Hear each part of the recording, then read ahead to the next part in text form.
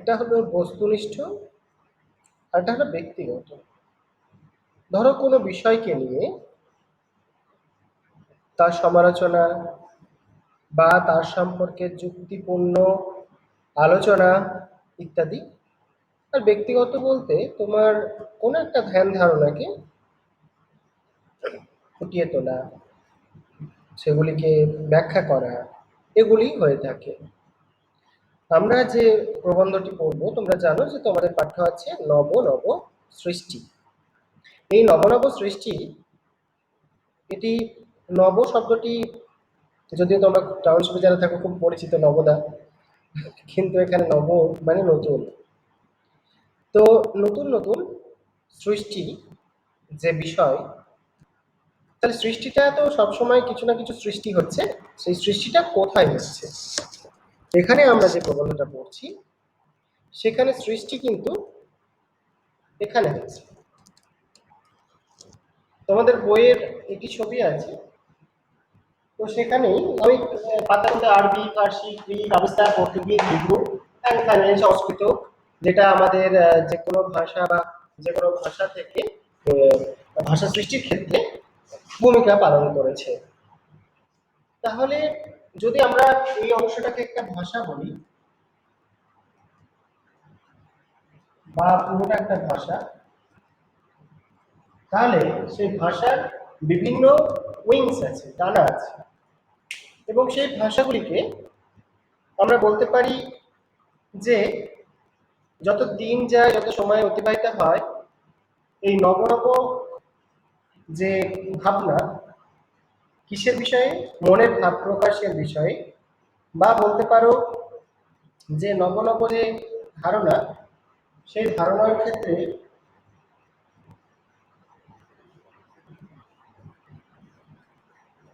তো সেই ধারণার ক্ষেত্রে কথা বলছিলাম। তো এই নব নব ভাবনাগুলো আমাদের আসে। তবে এই সংক্রান্তই যে বিভিন্ন শব্দ বা বিভিন্ন ভাষার যে এই যে সংস্কৃত বলো, গ্রিক বলো, হিব্রু বলো, বা অন্যান্য আমাদের বাংলা ভাষা বলো, সেই ভাষাগুলো কিভাবে আমাদের প্রভাব ফেলছে জীবনে, বা একটা ভাষা আর একটা ভাষার ক্ষেত্রে কিভাবে প্রভাব বিস্তার করছে, সেই প্রভাব বিস্তারের ক্ষেত্রটি বা দিকটি আমরা জানব। তাহলে প্রভাব যেটা বলছি, সেই প্রভাবটা কিরকম প্রভাব? না একটা ভাষার অন্তর্গত শব্দগুলো প্রয়োজনে অন্য ভাষায় চলে আসছে। যেমন ধরো আমি এর একটি দানা যদি আমি বের করে নিই, ধরে নিলাম যে এখানে আছে সেটা বাংলা। এই বাংলা যেটা আছে, দেখো বাংলা শব্দ ভান্ডার তোমরা যদি পড়ছিলে, যদি শব্দ ভান্ডার বলি, তাহলে যে ভাষার শব্দ ভান্ডার যত বেশি সমৃদ্ধ, সে তত মনের ভাব প্রকাশ করতে পারবে। এই মনের ভাব প্রকাশ করার ক্ষেত্রটি আমরা কি দেখছি না সংস্কৃতর একটা অংশ ধরো এখানে বাংলা শব্দ ভান্ডারে প্রবেশ করছে। আবার দেখো এই যে পর্তুগিজ বলো, হিব্রু বলো, এরাও বাংলা শব্দ ভান্ডারে আসছে। আবার ধরো এই যে আবেস্তা আর গ্রিক, এখানে ফার্সি আর আরবি, এখানে আবার এরা বাংলার শব্দ ভান্ডারে ঢুকছে। তাহলে যত বেশি এই শব্দ ভান্ডারে প্রবেশ করছে, প্রভাব ফেলছে, যদিও আজকের আলোচনা সেখানে যে নতুন নতুন ভাষার সৃষ্টি এবং ভাষার যে চল, শব্দগুলোর যে ব্যবহার, সেই ব্যবহারগুলো কিভাবে আমাদের ভাষার আলোচনার ক্ষেত্রে বা ভাষা প্রকাশ করার ক্ষেত্রে তাদের ভঙ্গি, বাচনিক ভঙ্গি, প্রকাশ ভঙ্গি, এই সমস্ত কিছুই কিন্তু আমরা দেখতে পেয়েছি যে ঘটে চলেছে। এই প্রসঙ্গেই পৃথিবীর নানা ভাষা বংশের এক একটা অংশ, ভাষার অনেকটা ভাষা বংশ থাকে, যেমন ইন্দো ইরানীয় ভাষা থেকে আমাদের এই বাংলা ভাষার যে উৎপত্তি হলো, সেই কিভাবে কিভাবে স্তরে স্তরে আস্তে আস্তে এসে বাংলা ভাষার উৎপত্তি হলো সেটা আমরা দেখতে পাই। এছাড়াও ভোরচীনীয়, তুর্ক মোগল বংশ, কিংবা যদি এগুলো সবই ইন্দো ইরানীয় ভাষা বংশের একটা করে শাখা।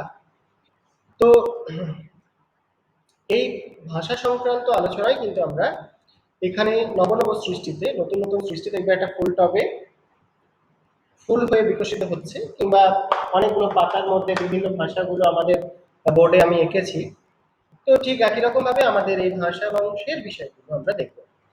তাহলে যে প্রবন্ধটা পড়ছি এটা মুছে দিচ্ছি। যে প্রবন্ধটা আমরা দেখলাম বা পড়ছি সেই প্রবন্ধ নব নব সৃষ্টি।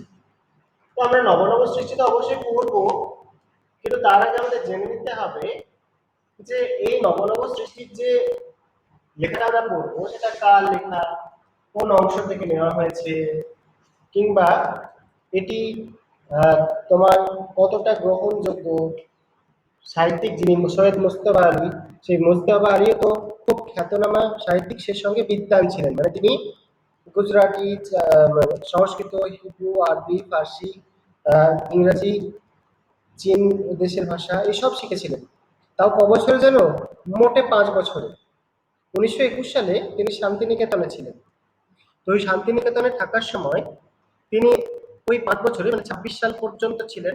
তো ওই 21 থেকে 26-এর মধ্যেই তিনি এতগুলো 8খানি ভাষা শিখে ফেললেন একদম সরগর, মানে উনি ওই ভাষায় বলতে, লিখতে, পড়তে, এমনকি কথা বলার যে এক্সপ্রেশন গুলো আমরা বলি, কথা বলার সময় আমাদের দেখবে মাতৃভাষায় কথা বললে একটা মনের আবেগে কথা বলি, আর যদি সেটা মাতৃভাষা না হয়ে থাকে তাহলে আমরা অন্যরকম ভাবে দেখবে আমাদের ইংরাজি বলতে গেলে অনেক সময় আটকে যায়, আমাদের মুখের এক্সপ্রেশন গুলো সেভাবে হয় না।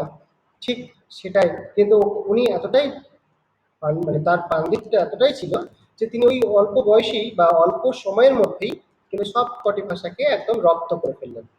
তোমরাও চেষ্টা করো, তোমরা পারবে। তো আমরা আজকে যেটা পড়ছি নব নব সৃষ্টি।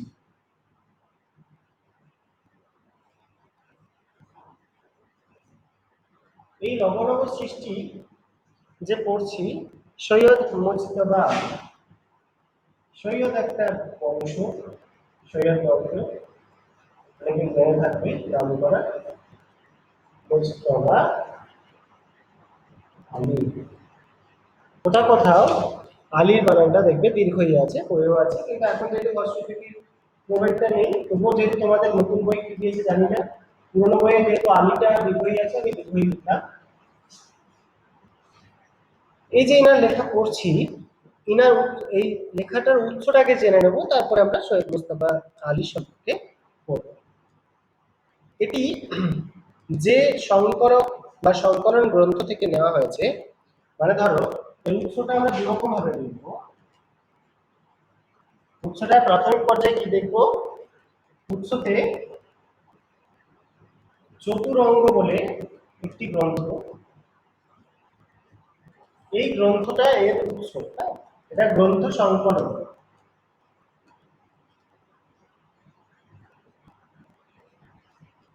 গ্রন্থ সংকলন, চতুরঙ্গ গ্রন্থ সংকলন, এই নামটা কিন্তু সৈয়দ মুজতবা আলী দেওয়া নয়। এই নামটা এটা 1960 সালে যে প্রকাশনী থেকে বেরিয়েছিল, মানে যিনি সম্পাদক ছিলেন, সৈয়দ মুজতবা আলীর দেওয়া নয়। আরেকবার বলো, আরো একবার স্যার বলছি কোন নামটা সৈয়দ মুজতবা আলীর নয়? এটা দেওয়া, এই নামটা সম্পাদক দিয়েছিলেন চতুরঙ্গ। চতুরঙ্গ নামটা সম্পাদক দিয়েছিলেন সৈয়দ মুজতবা আলী দান্নি। ঠিক, এটি যখন 1960 সালে প্রকাশিত হলো, প্রকাশ করার সময় ওই নামটি সম্পাদক দিয়েছিলেন। সম্পাদকের মানে যিনি সম্পাদনা করেছিলেন, সম্পাদকের দেওয়া নাম।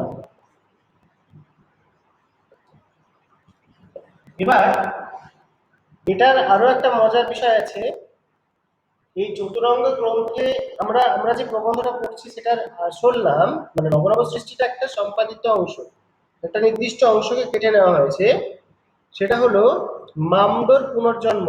মামদো, মামদো ভূতের নাম শুনেছো? মামদোর পুনর্জন্ম, পুনতে হর্ষই হবে এবং পুনতে বিসর্গ দেওয়া যেতে পারে। মামদোর পুনর্জন্ম, এটা হলো এই নবনব সৃষ্টি যে প্রবন্ধটা পড়ছি, তার আসল নাম, মানে মূল যে অংশটা সেটার নাম হলো বামদের পুনর্জন্ম। সেটি যখন গ্রন্থাকারে বেরোলো, যে গ্রন্থে স্থান পেল সেটা হলো চতুরঙ্গ। তাহলে বলা যায় যে মূল অংশ, যদি প্রশ্ন এরকম হয় নব সৃষ্টি পাঠ্য প্রবন্ধটির মূল কোন অংশের অংশ, তখন বলবে মামদুর পুনর্জন্ম। মূল কোন অংশের অংশ তখন, বা কোন প্রবন্ধের অংশ, তখন বলবে মামদুর পুনর্জন্ম। যদি প্রশ্ন এরকম করে যে আচ্ছা কিউ কম বিট, এটা কে এখনই যে স্ক্রিনে এসেছিলে?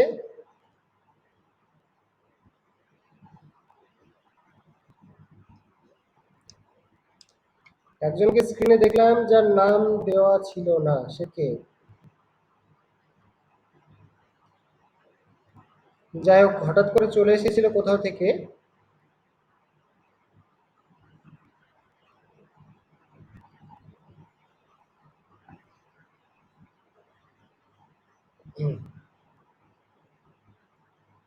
চলে গেছে আবার।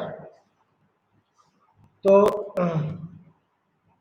এই যে আমরা বললাম কোন একটা গেস্ট ভূত চলে এসেছিল, মান্দভূত, আমরা চিনতে পারিনি।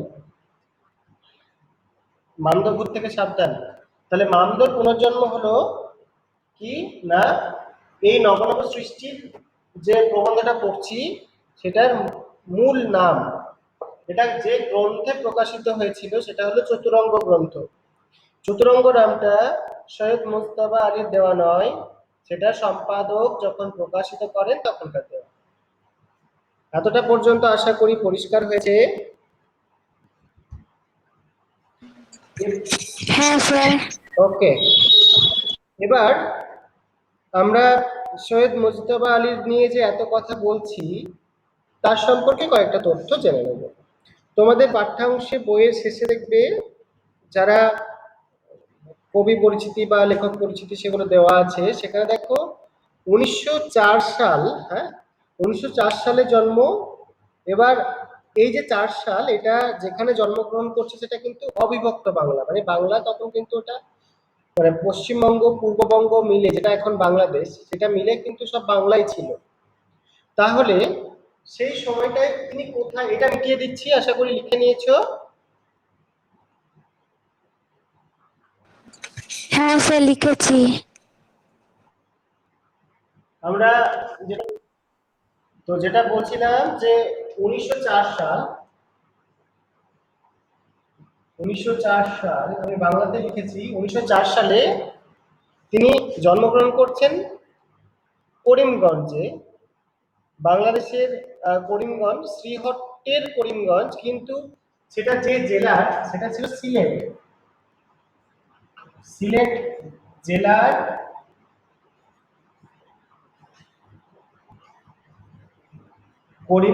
শ্রীহট্টের করিমগঞ্জ নামক জায়গায়,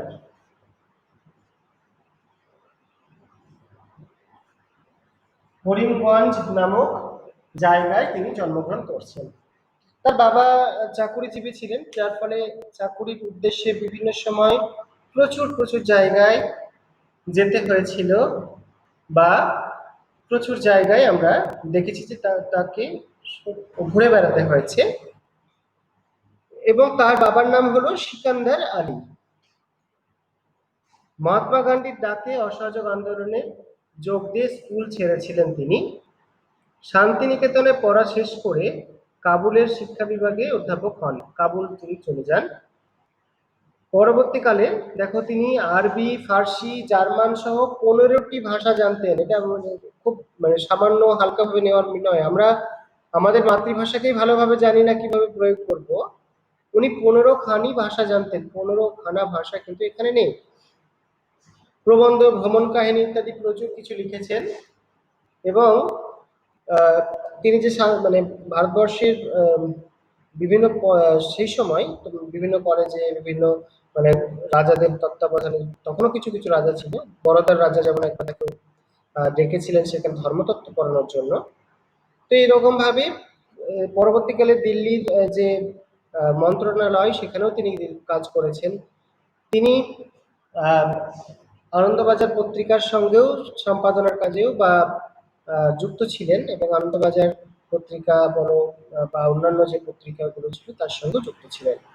তিনি মোদ্দা কথা হলো মেধাবী ছিলেন, এবং সব কাজগুলিকে তিনি যে কাজে হাত দিতেন সে কাজটা খুব নিখুঁতভাবে করতেন। এই ছিল সৈয়দ মুজতবা আলীর বৃত্তান্ত। তিনি 1974 সালে মারা যাচ্ছেন। হ্যাঁ, মৃত্যুটা 1974। 74 কি করে মনে রাখবে বলে দিই।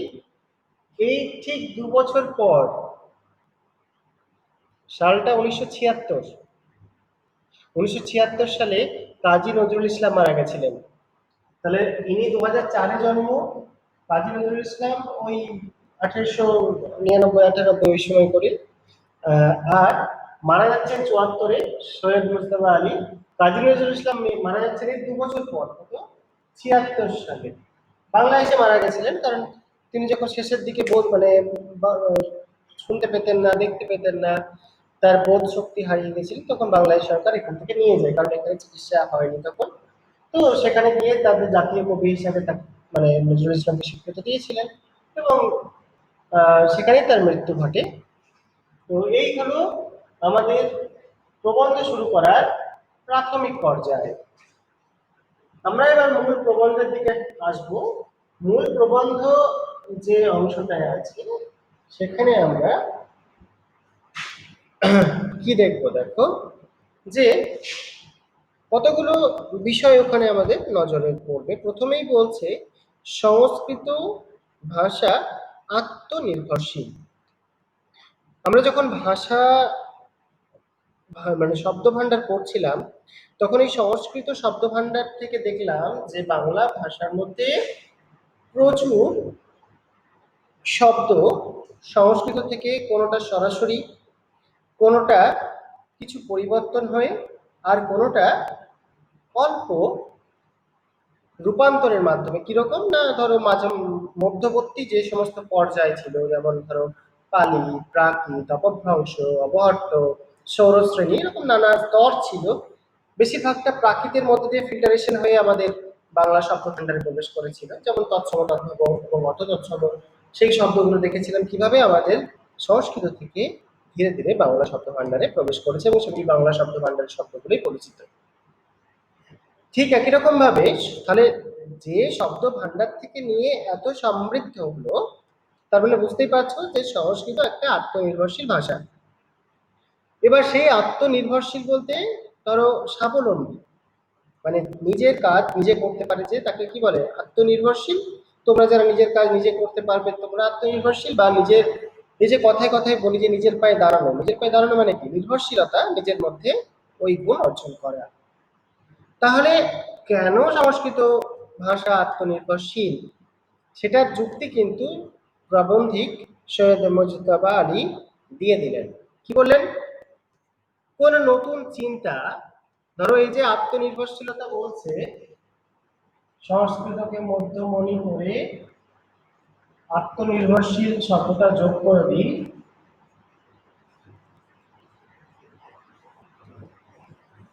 যদি হয়, তাহলে নির্ভরশীলতা কোথা থেকে পাবে না, বলছে নতুন চিন্তা, অনুভূতি কিংবা বস্তুর জন্য নবীন শব্দের প্রয়োজন হলে, মানে কোনো ভাব প্রকাশের জন্য নতুন শব্দের প্রয়োজন হলে, তাহলে প্রাথমিক পর্যায়ে নতুন চিন্তা, যদি নতুন অনুভূতি হয়, অনুভূতি প্রকাশের ক্ষেত্রে যদি নতুন শব্দ প্রয়োজন হয়, নবীন শব্দ মানে নতুন শব্দ, এগুলো প্রয়োজন হয়, তাহলে সেই শব্দ সংস্কৃত কি করে, ধার করার কথা ভাবে না। তোমরা জানো যাকে ইংরেজিতে লোন বলে, ধার করা বলে, ঋণ নেওয়া বলে বাংলা, শুদ্ধ বাংলায় ঋণ শব্দটা সংস্কৃত। তো এই রান মানে লোন করা বলো, ধার করা বলো, এগুলো ভাবে না। নতুন ভাব প্রকাশ করতে হবে, নতুন চিন্তা করতে হবে, অনুভূতি প্রকাশ করতে হবে, নতুন শব্দ প্রকাশ করতে হবে, ওরা কারো কাছে ধার নেয় না।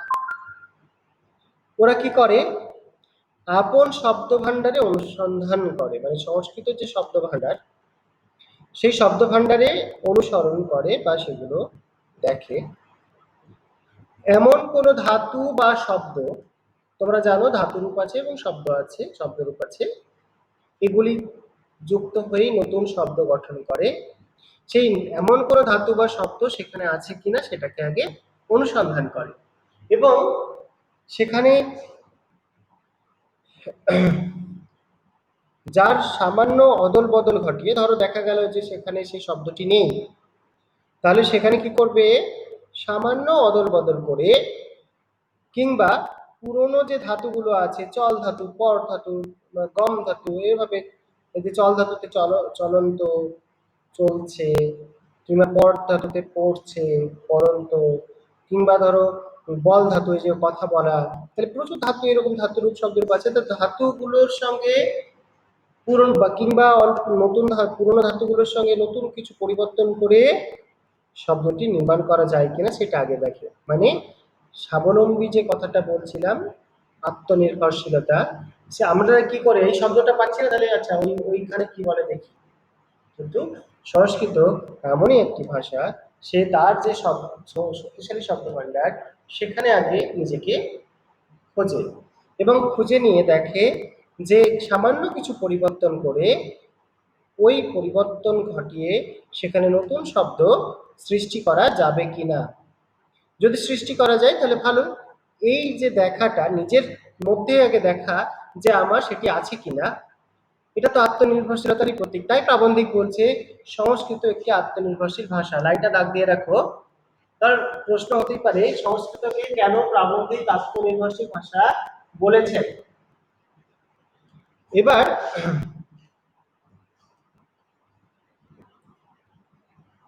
তার অর্থ অবশ্য এই নয় যে সংস্কৃত পশ্চিমকালেও বিদেশি কোনো শব্দ গ্রহণ করেনি।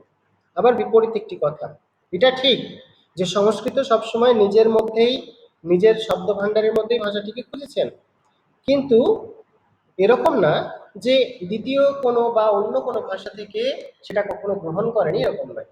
সেও প্রয়োজন পড়েছে তখন গ্রহণ করেছে, তবে সেই প্রয়োজনটা কম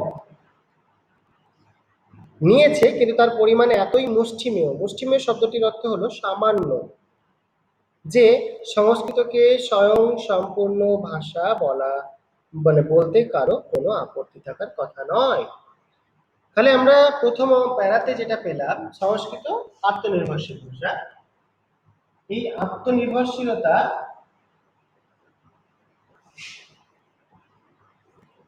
কোন কোন ক্ষেত্রে পেয়েছি, একটা হলো নতুন শব্দ,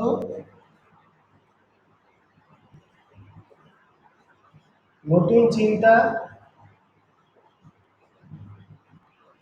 আরেকটা কি, নতুন অনুভূতি। নতুনটা আমি যোগ করে দিলাম, অনুভূতি।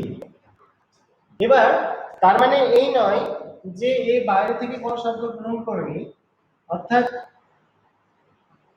বাইরে থেকেও শব্দ গ্রহণ করেছে, কিন্তু সেই গ্রহণ করাটা কতটা মুষ্টিমেয়।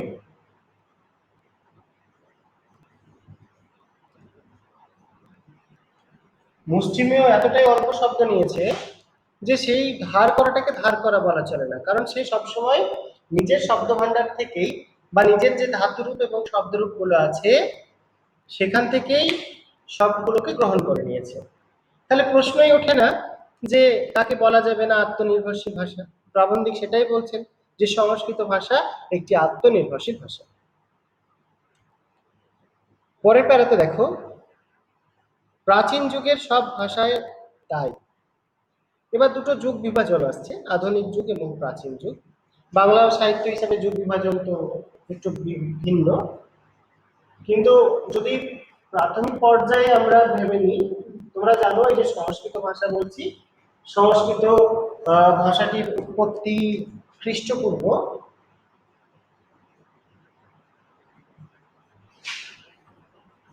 1500 সাল। খ্রিস্টের জন্মেরও 1500 বছর আগে। কাদের দ্বারা? আর্যদের দ্বারা। সে অর্থে আর্যরা কি ভারতীয়? না, আর্যরা ইরানীয় মানে ভাষা বংশের অন্তর্গত একটা তারা ছিল। ওই ইন্দো ইরানীয়, দরদি, এভাবে ভাগ হয়ে হয়ে বিভিন্ন জায়গায় যে যাওয়া, সে অর্থে আর্য ভাষাভাষীরা ভারতবর্ষে প্রবেশ করেছিল এবং সিন্ধু নদের তীরবর্তী অঞ্চলে বসবাস স্থাপন করেছিল এবং পরবর্তীকালে তাদের বিস্তার লাভ করেছিল ভারত জুড়ে। এবং এদের ভাষা ছিল সংস্কৃত। তো যেটি শুদ্ধ মানে ব্রাহ্মণ্য ভাষা বলা হয়।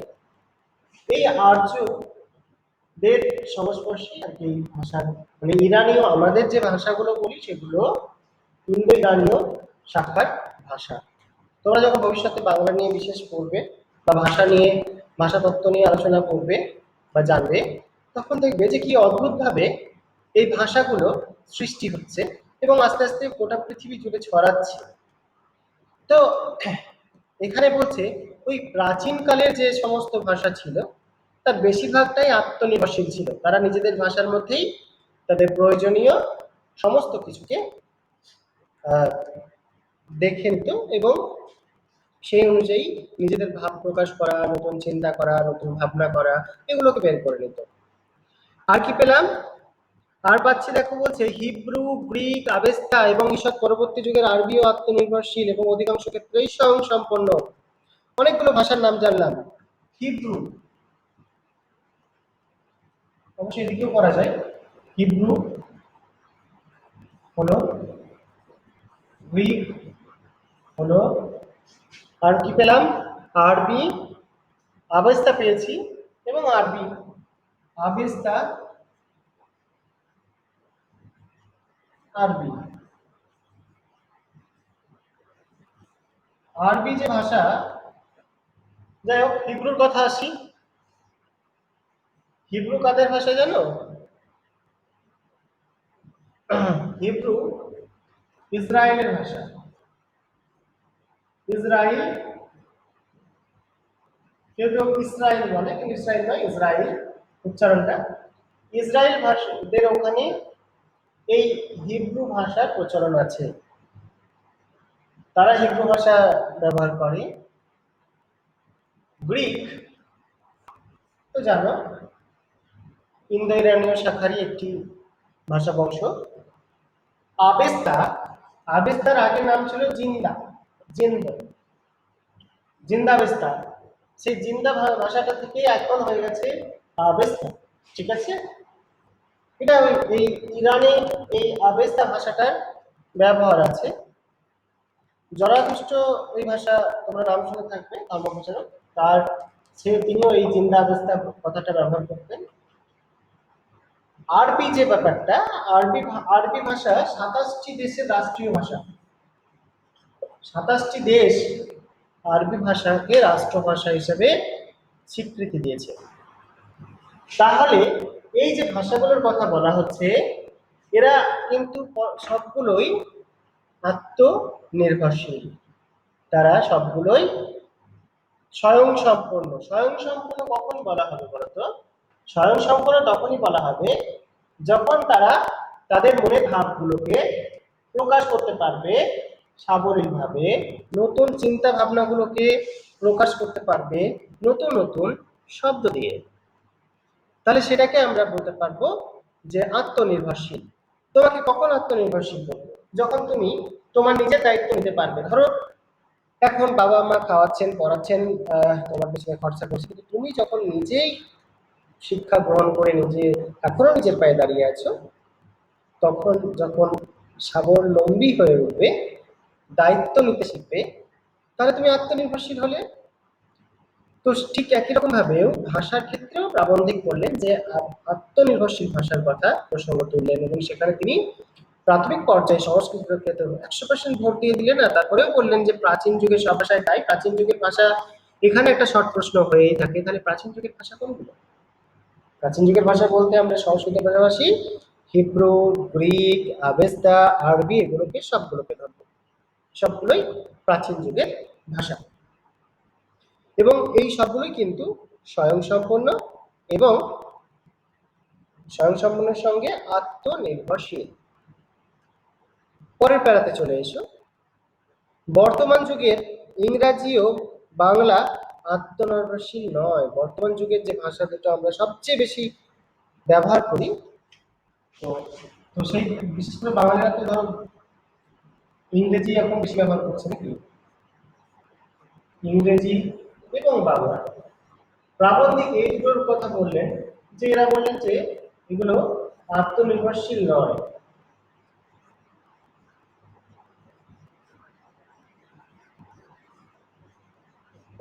আত্মনির্ভরশীল নয় তার কারণ হলো যে যারা নিজের ভাবনা বা যে সমস্ত ভাষা নিজে নতুন নতুন শব্দ তৈরি করতে পারছে না সাবলীলভাবে, যেমন ভাবে সংস্কৃত করেছে বা অন্যান্য ভাষা করেছে, তো সেইগুলোকে আত্মনির্ভরশীল বলা যাবে না।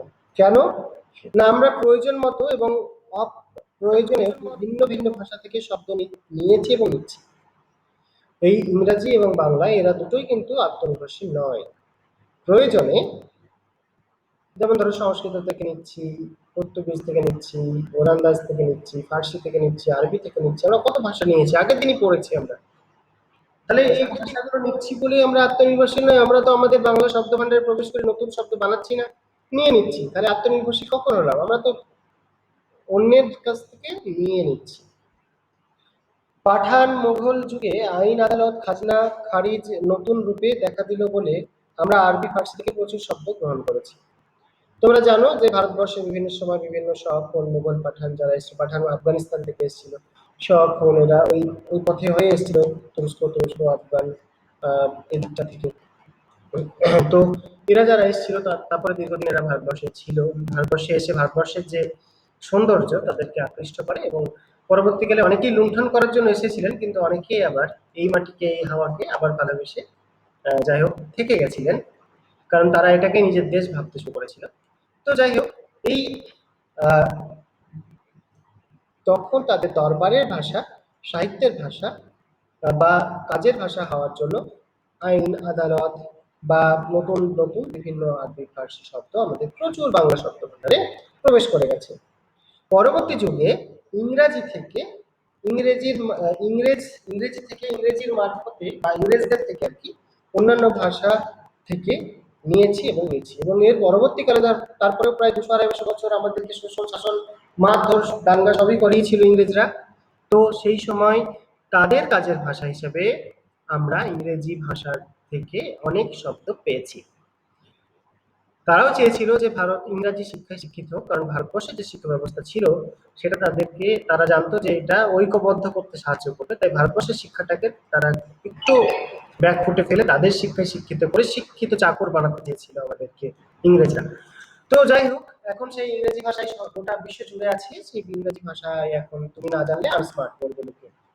যারা ইংরেজি জানে না তারা নাকি আনস্মার্ট, কিন্তু দেখো ভারতবর্ষের ভাষাগুলোকে আমরা অবজ্ঞা করি, যেমন ধরো আমাদের মাতৃভাষাকে আমরা অবজ্ঞা করছি, এটা ঠিক নয়। তো যাই হোক, আমরা যেটুকু পড়লাম আজকে এটুকুই পড়বো, কারণ টাইম প্রায় শেষের দিক। প্রথম অংশ এবং আমরা আলোচনার অংশটা করলাম। তোমাদের কোনো এইটুকুর মধ্যে সমস্যা আছে? এই অংশের মধ্যে তোমাদের কারো কোনো সমস্যা তা থাকলে? আবেগটা কোন দেশের ভাষা? আবেস্তা ভাষাটা ইরান এবং তার পার্শ্ববর্তী অঞ্চলে এটি ব্যবহার হয়। এটা ইন্দো ইরানীয় যে শাখা তাদেরই একটি অংশ বলা যেতে পারে, তবে প্রাচীন এগুলো। এবং আবেস্তার আগেকার নাম ছিল জিন্দা। তো এবং কোনো কোনো সময় জিন্দা আবেস্তা একসঙ্গে বলা হতো। বর্তমানে এই ভাষাটিকে বলা হয় আবেস্তা ভাষা। ইরান এবং তার পার্শ্ববর্তী যে সমস্ত অঞ্চল সেগুলোতে এই ভাষা ব্যবহৃত এখনো হয়।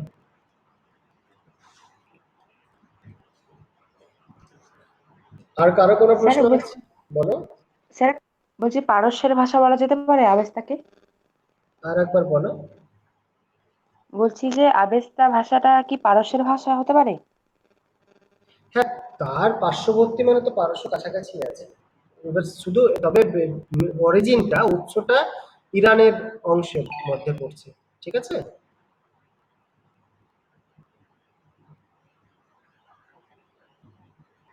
হ্যাঁ স্যার। আর কেউ? আর কোনো প্রশ্ন?